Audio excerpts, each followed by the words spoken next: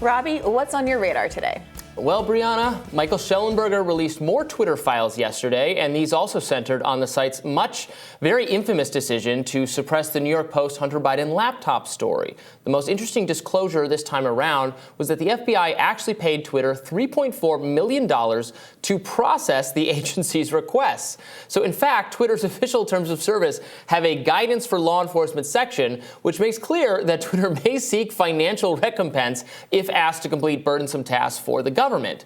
So anyone who thinks about this for more than a few seconds can easily understand some perverse incentives at play. The government pesters Twitter about suppressing content it doesn't like. Twitter puts in extra work in order to take care of those requests.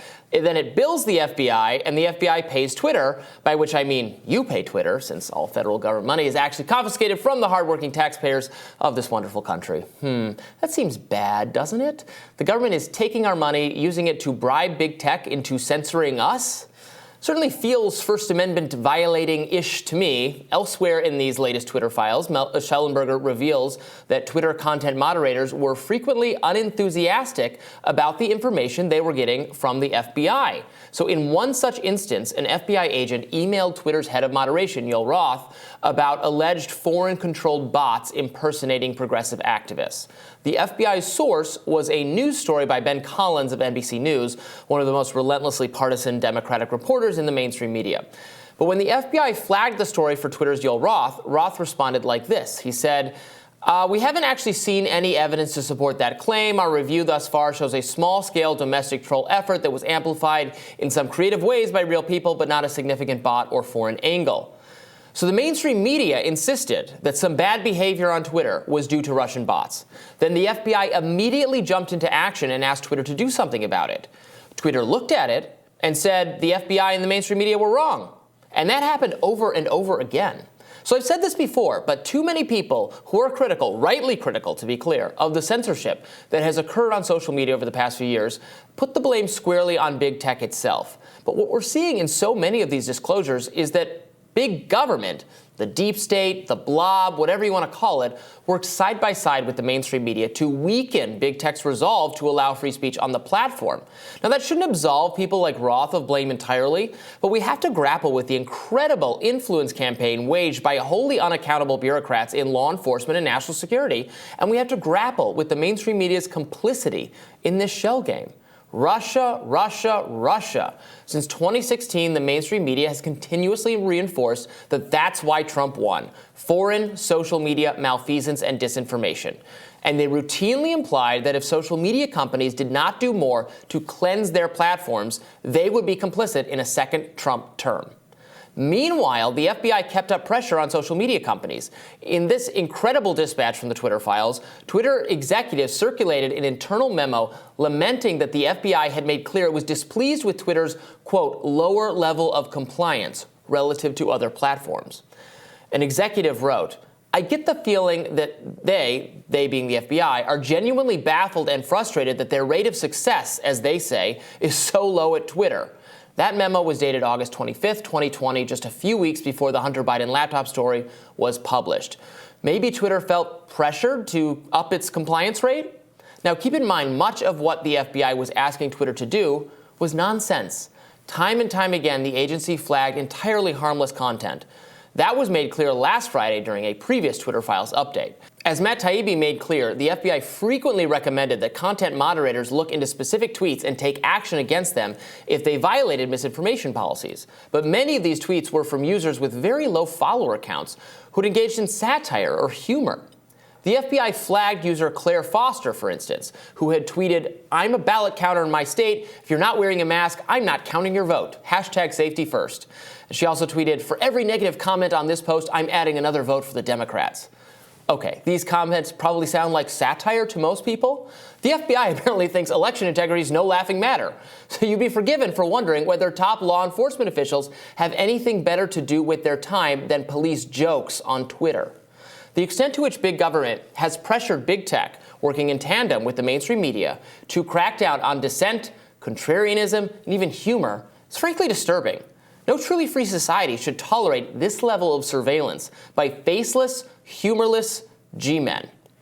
So that was what was from the latest Twitter files. And look, I think it's pretty alarming. And I get maybe some on the right are talking about this being the greatest, most revealing disclosure of all time. And it's true, we knew some of this, so we should keep it in perspective. But what I'm getting from the other side is like, oh, nothing to see here. Oh, we already knew all of this. I don't get it all. This is a remarkable level of communication between the FBI and a social media company. It's remarkable. It's constant. It's frequent. The kinds of content they ask them to take down are often harmless, absolutely harmless content that they have no business saying anything about. And in that one memo where Twitter's talking to itself, the executive talking to Twitter, saying, yeah, they're not happy with us. They say we don't comply as much as other platforms. You can see how that can become a kind of soft pressure. Oh, yeah, absolutely. So first of all, none of this is surprising to me as a leftist, because I've been observing the way that liberals have been characterizing every tweet that they don't like as Russian bots and Russian information, every tweet that's critical of the Democratic Party in that vein, since Bernie was accused of being a Russian asset for winning Nevada, right? Like, this is a tale as old as time. Moreover, I think that a really interesting piece of this, which I would like to hear focused on more by conservatives, is how much of this is pressure from the deep state, pressure from the FBI, such that just installing a new head at Twitter without dealing with those kinds of pressures isn't actually going to change things. And so that it doesn't 100%. absolve of responsibility, but Elon Musk can't be expected to miraculously overcome the FBI, just like Jack can't be expected. Like, there's been a lot of focus on individual figures at Twitter, and I'm not saying that, like you said, it's not that Yoel is a hero or anything like that. But if you really want to get to the root of where a lot of this corruption is, we have to do more than just kind of keep rearranging the deck chairs on the Titanic. Absolutely, because you can see how even someone who is somewhat committed to having a free and open platform, as I frankly think a lot of these people were on paper, but when push comes to shove, the sheer volume of requests you're getting from these people weakens your resolve over time. And then every time someone like Ben Collins writes a story in a mainstream media outlet about how there are Russian bots everywhere and this is why, Biden can't have his cake and eat it too, every time they write that story, the FBI sends an email the second it's published to Yoel Roth or someone else saying, did you see this? What are you doing about this? Right. And is anybody sending emails about K-Hive hordes? Right. No, right. Is anybody sending emails about the NAFO, Nazi account trolls that come into your mentions anytime you say anything critical of Ukraine foreign policy? And to be clear, this was Trump's FBI. Yeah. He did nothing to rein any of this in. This should, I really, the love affair with his criticism of the deep state, fine. But he didn't do anything. It was all talk. There needs to be fundamental reform of this law enforcement agency and other law enforcement agencies.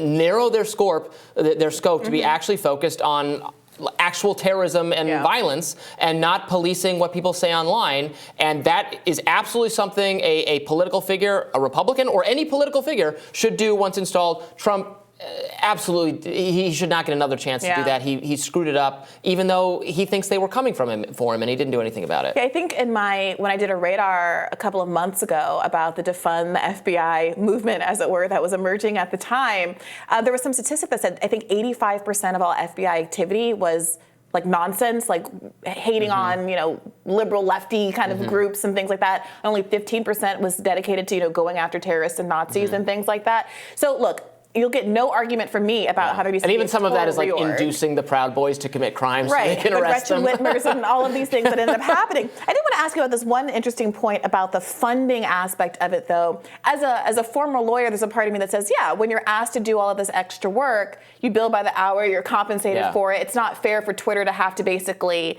if they're actually directed in a way that they can't refuse by the government to do certain review protocols, why shouldn't they be compensated for it? But I also see your conflict of interest point. Can you think of a way, is there a way to manage that kind of a conflict of interest? I don't really begrudge Twitter for trying to collect, because this is man hours, and they're supposed to have the kindness of their heart satisfy these FBI requests. So I'm just pointing out that it can create a perverse incentive to then be fine with doing what they're asking you to do because you're going to collect money. Sure. That was more my issue with it. And I thought it was interesting. I had no idea that was going on. This is fascinating. This is a great report. The Twitter files keep revealing some pretty interesting stuff, and I look forward to future disclosures. Thank you, Robby. Thank you. More rising for you right after this.